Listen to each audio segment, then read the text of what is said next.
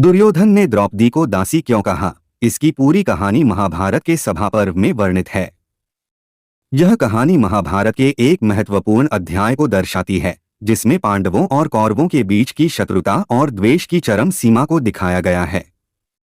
कहानी का प्रारंभ राजा धृतराष्ट्र की आज्ञा पर युधिष्ठिर और उनके भाई हस्तिनापुर की राजधानी में एक महत्वपूर्ण सभा के लिए आमंत्रित किए जाते हैं।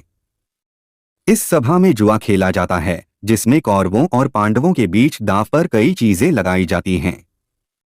जुआ का खेल धृतराष्ट्र के पुत्र दुर्योधन और उनके मामा शकुनी ने जुए में धोखाधड़ी की योजना बनाई थी। शकुनी ने छल के माध्यम से जुए में युधिष्ठिर को हराने का प्रयास किया। युधिष्ठिर ने पहले अपने राज्य, धन और फिर अपने भाइयों को दांव पर लगा दिया।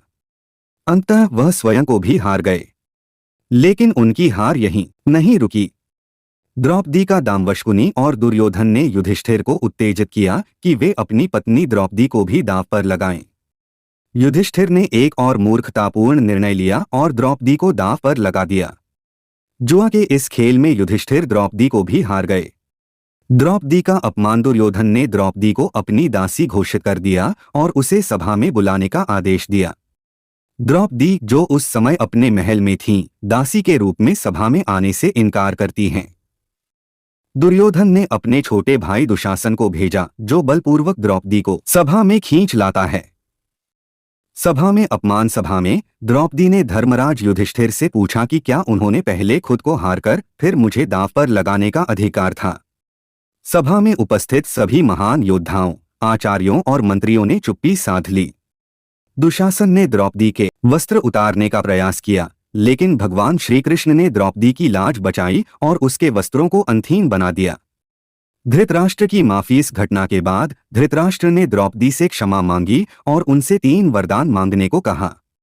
द्रौपदी ने पहले वरदान में अपने पति युधिष्ठिर को मुक्त करने की मांग की। दूसरे वरदान में उन्होंने अपने अन्य भाइयों को मुक्त करने की मांग की। लेकिन तीसरे वरदान में उन्होंने कोई वरदान नहीं मांगा, जिससे धृतराष्ट्र चकित रह गए। धृतराष्ट्र ने अपनी ओर से पांडवों को उनके राज्य और सम्मान वापस कर दिया। कहानी का संदेश। यह कहानी महाभारत के सबसे संवेदनशील और महत्वपूर्ण घटनाओं में से एक है, जो बताती है कि किस प्रकार लालच, ईर्ष्या और प्रतिशोध ने कौरवों और पांडवों के बीच संघर्ष को उत्पन्न किया। द्रौपदी के अपमान ने महाभारत के युद्ध की नींव रखी, जिसने अंततः कौरवों के विनाश की कहानी लिखी। जानकारी पसंद नहीं हो तो हमारे चैनल कृष्ण शिवम को सब्सक्राइब, लाइक और शेयर जरूर करें।